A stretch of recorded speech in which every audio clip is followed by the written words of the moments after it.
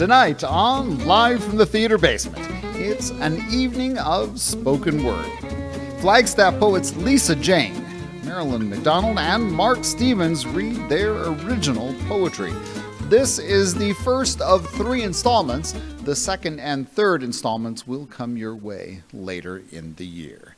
An evening of spoken word tonight on Live from the Theater Basement. Celebrating excellence in the arts and sciences, the Yowell Awards recognize artists, educators, organizations, and leaders who make positive contributions to the arts and sciences in Flagstaff. Tickets to the Yowell Awards are available now at Flagstaff Arts Council. It's your opportunity to support all of the arts in Flagstaff. Get your tickets today. I'm your host, Chris Verrill. Tonight's poets, Lisa Jayne, Marilyn Mcdonald, and Mark Stevens, with an evening of spoken word, tonight on Live from the Theater Basement.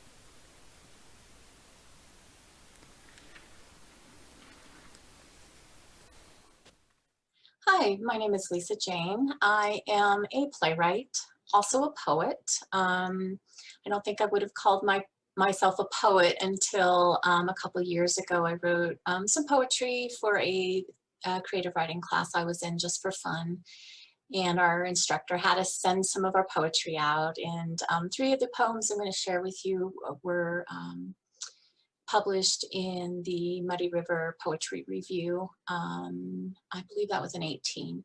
Anyway, I'm going to just jump right into my first poem, Feral Children of the Moon. Home had no jingle of the doorbell, an upside-down horseshoe, because we didn't believe in luck. Every single one of us, curly-haired and wild-eyed, frightened of the howl of the coyote as we camped, scaring ourselves under light of the full moon, moonless nights being too dark, and daylight hours within this family, horror story enough. This next poem, The Thank You I Could Not Say, I wrote for my daughter's birth mother. She needed someone to raise her daughter, and I needed girl in my life because the halls of my home ran with testosterone.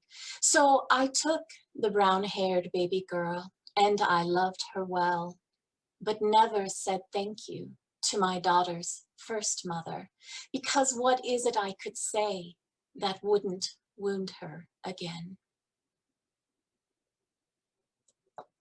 All right, so this third poem, it's called A Place for Everything. It's probably just a commentary on a messy living with a cleanie, but again, a place for everything. You can clean until the walls sparkle, everything in its place, and my things, my letters and my shoes are where they should be for you, but I will expend my days on walks and sun and breathing in and out. I will put my brush away because you need it to be there and not on my sink top. But I will not join you in the round and round, putting that which does not last before those things that do.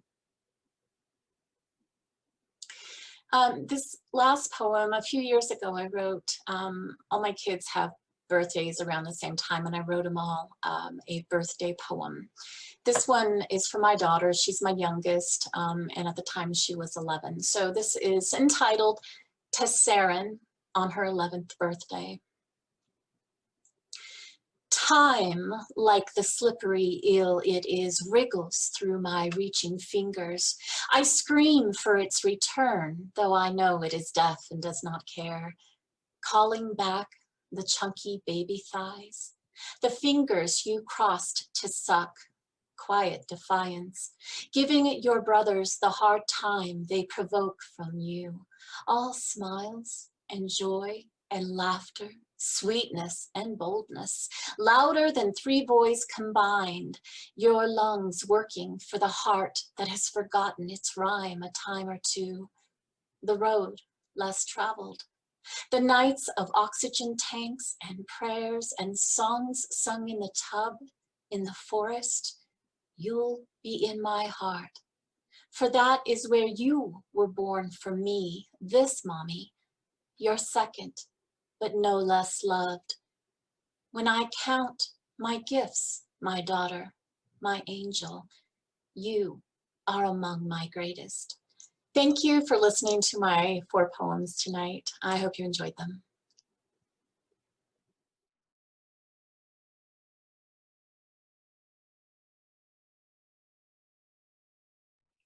Hi, I'm Marilyn Mcdonald. I've lived in Flagstaff for more than 30 years, and I've been a poet since I was at 10 and was published my first time nationally. I would like to think of myself as a noticer who helps other people notice things. And if they don't see things quite the same way that I see them, at least they noticed. My poem today is called Ungrove-like. And at first it might not seem like it's about unity, but I really feel that it is.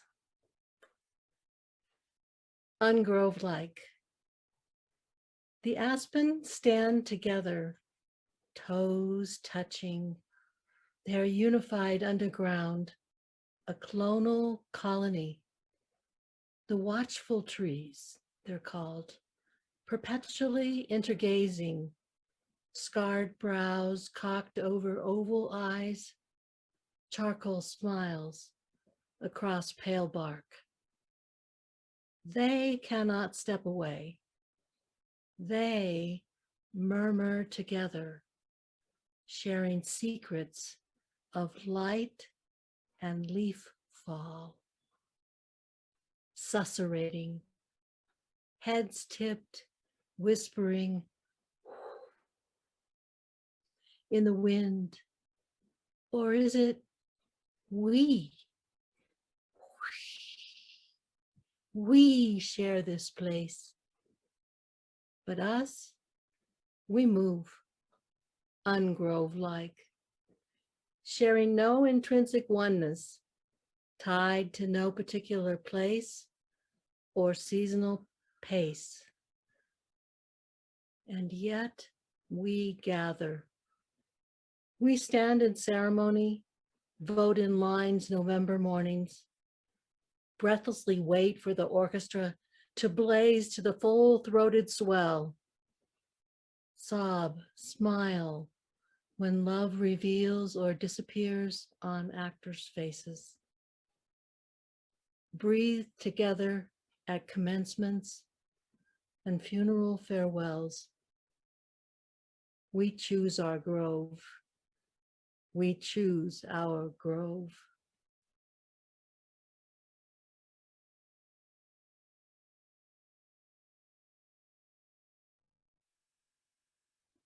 Pyromancer. The world pulses as she approaches. I feel the crimson edges of her presence radiating from the conflagration, burning beneath her crystal skin.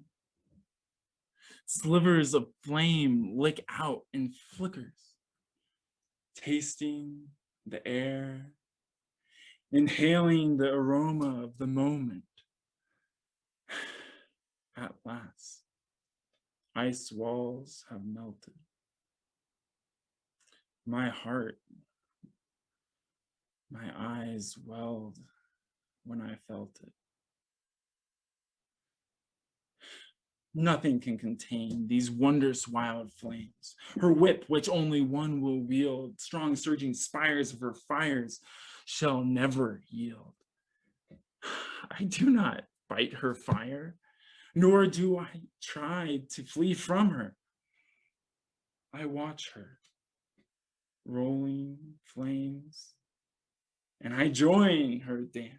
I move in instead of out, and she dances around, wanting without asking, pulling without grasping, in this dizzying, dancing, pyromancing.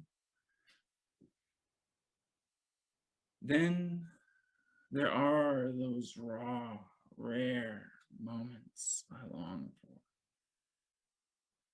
When that liquid light lingers longer. In a second of silent stillness, I humbly witness the warm glow of her fiery soul. In this silent serenade of surrender, warm waves ripple through me from her.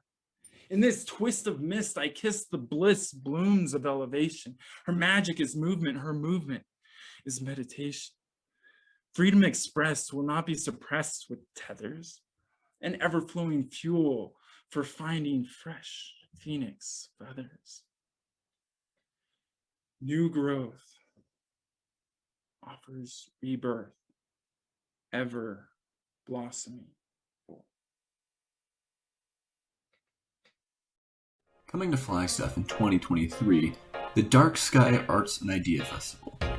Dozens of arts leaders throughout Flagstaff are planning for the city's largest collaborative arts festival. If you're a leader in the arts in Flagstaff, you're welcome to join the planning. Dark Sky Arts and Ideas Festival, coming in 2023. Tonight's poets Lisa Jayne, Marilyn Mcdonald, and Mark Stevens. That poem by Lisa Jayne, the one about her adopted child and the birth parents, powerful, powerful poetry. All part of an evening of spoken word, directed by Jan Rominger and Bob Yowell. Live from the theater basement, producers Jamie Asapis and Linda Cetera, engineer Matt Brewer, technicians Noah Bessler, Ava Haynes, Jaden Roberts, and tonight, the amazing Joe Maniglia. Associate producers Virginia Brown, Ashley Larson, Joe Maniglia pulling double duty. He does that a lot. He's a good guy. Don't tell him what go to his head. Associate producers Michael Roland. Crew, Bailey Cunningham, Casey Garcia, Madison Hartson, Angela Keith, Malene LaBerge, Justin Moscow, Christopher Celestua, and Sel Wasson. Say that 5 times fast. Dramaturgy, Theatrikos Artistic Committee, Play Curation, Northern Arizona Playwriting Showcase, Executive Producer Chris Ferry. Live from the theater basement, streaming live on Sunday evenings at 7:30 p.m. and available wherever you get your podcast, is a production of Theatrikos Theatre Company in partnership with Northern Arizona Playwriting Showcase and Deuteron Films. Theatrikos Theatre Company, Flagstaff, Arizona, is the theater company of Northern Arizona and the Grand Canyon, embracing the spirit of Broadway with such shows as the boisterous backyard battle Native Gardens, opening July 24th. What was the key word in that entire sentence? Opening. Yes, we are reopening. Broadway's reopening in September. We're reopening in July with a great show. Our Theatrikids summer programs are going all summer long. We've got a show called I Hate Hamlet in October. It's happening, folks. Get your tickets now at theatrikos.com. Live from the theater basement, the weekly podcast streaming show from Theatrikos Theatre Company alternates between 10-minute short plays or poetry readings and interviews with Arizona arts leaders. If you, as a listener viewer, have input, we'd love to hear from you. Email us at theater@theatrikos.com. Live from the theater basement, streaming live on Sunday evenings at 7:30 p.m. and available wherever you get your podcasts, is funded in part by the Flagstaff Arts Council, #CreativeFlagstaff, and the Arizona Community Foundation. Additional funding from the Arizona Commission on the Arts, Flagstaff 365, BBB revenue from the City of Flagstaff, Calf Country Radio, and patrons of the arts like you. Thanks for joining us tonight on Live from the Theater Basement.